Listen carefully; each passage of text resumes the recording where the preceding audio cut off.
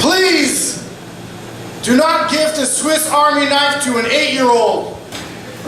It will con them into thinking that they can be anything.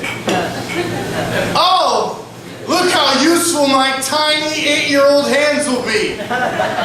Toothpicking all of the spinach out of all of the teeth, tweezing more body hair than splinters.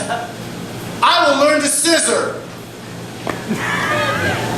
pieces of fabric which I will sew together to create garments. Cutting costumes, uniforms, costumes to hide behind. Can opening open can after can of tuna fish to feed the hungry. Sawing off more than I can build. Corkscrewing wine from countries I'll never visit, fight in. Slicing aged cheddar older than I am from countries I'll never fight or die in, or fight and die in. Spreading red pepper jelly on $7 Melba toast. Unscrewing the faceplate from the light switch.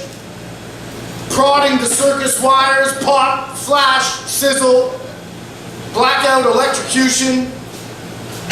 Waking up to a warped screwdriver part that won't fit back into the Swiss Army knife because it's more bent out of shape than my mother was, is, will be. Learning that electricity is hard to hold on to. Learning how to be your own little big bang.